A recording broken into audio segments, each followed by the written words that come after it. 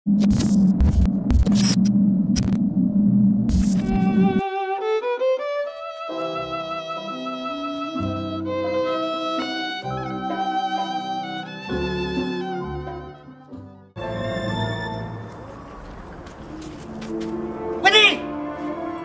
Angkat tangan! Angkat tangan! Apa kau buat teronok-ronok di rumah kekasih sini, ha? Ha? Cakap! Apa kau buat? Kau curi ke? Datuk, saya dah buat apa, Datuk? Apa tu? Ha? Bersopai kepala kau khadim baiklah. Allahyarham Datuk Haji Baharudin bin Haji Omar atau lebih dikenali sebagai Anjang Aki dilahirkan pada 12 Julai 1936 di Kuang, Selangor. Anak kedua daripada 9 orang adik-beradik ini cukup dikenali menerusi watak Anjang Aki yang dilakonkannya pada era 80-an.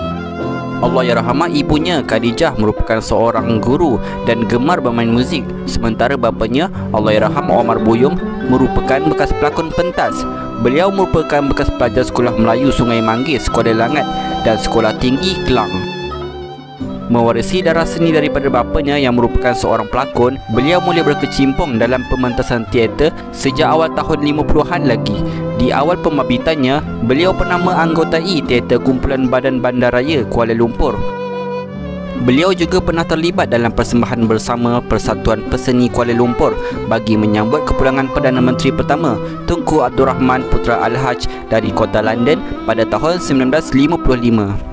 Beliau memulakan kerjaya dalam dunia lakonan menerusi drama Tanah Pusaka pada tahun 1967 sebelum mewarnai drama popular seperti Prajurit Pulang 1968 dan Bangsawan 1970.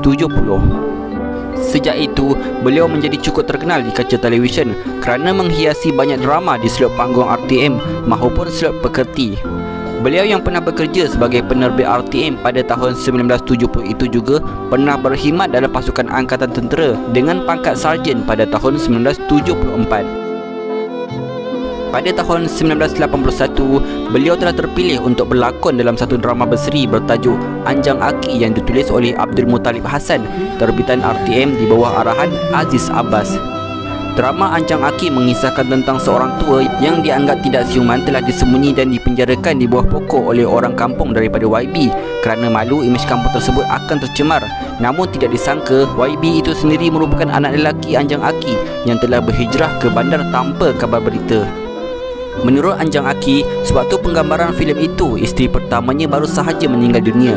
Jadi, perasaan sedih dan rindu pada orang tersayang itu lahir dari hati dan bukan dibuat-buat. Bagi menjayakan watak tersebut, beliau telah belajar logat Perak daripada seorang rakannya iaitu Omar Sahabuddin dalam tempoh 2 bulan. Malah, sebelum penggambaran dimulakan, beliau telah pergi ke kampung lokasi drama tersebut untuk bergaul dengan masyarakat setempat. Oleh kerana watak Anjang Aki yang dianggap sebagai tokoh pemimpin dan mampu menyelesaikan masalah orang kampung, dia dilarang membawakan watak jahat dalam drama.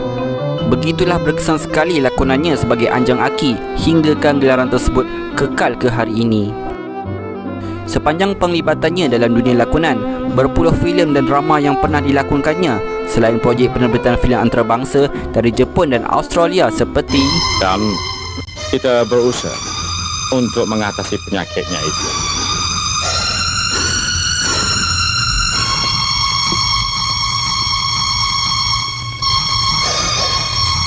Adakah harapan dia untuk sembuh? Keadaannya parah. Dari pemeriksaan yang telah kami buat, kami dapati kansernya mudah merebak ke bahagian paru-parunya. Sepatutnya Bani mendapat pemeriksaan lebih awal. Harapannya tipis. Sama-samalah kita berdoa.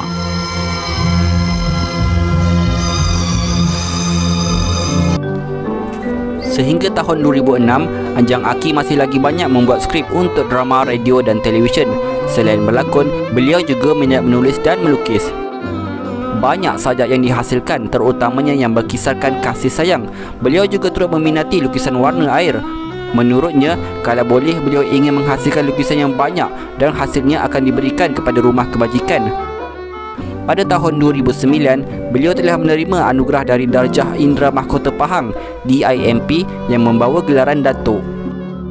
Siapa sangka insan seni yang mempunyai sifat kepimpinan ini juga merupakan seorang penceramah bebas yang sering diundang untuk memberikan ceramah motivasi kepada pelajar dan banduan di penjara.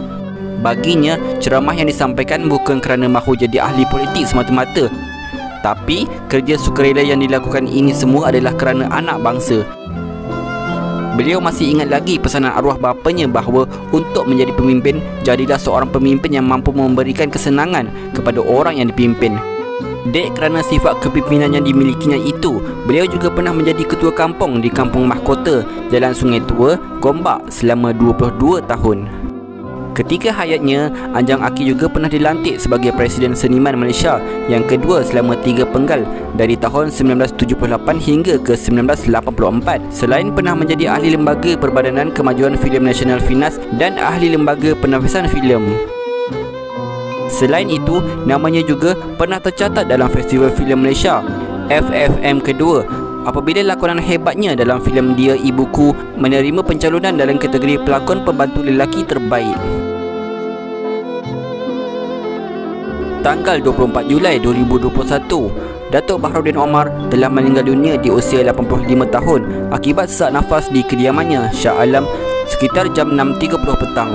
Menurut isteri Allahyarham iaitu Datin Nazariah Abu Bakar, pemergian suaminya disahkan cucunya yang juga merupakan seorang doktor kesihatan. Allahyarham meninggalkan 7 orang cahaya mata dan 2 anak tiri.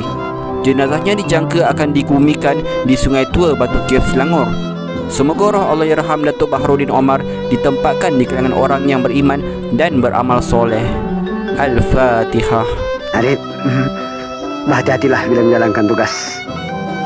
Ingat selalu pada Tuhan. Semayang bila sampai waktunya. Yalah, terima kasih.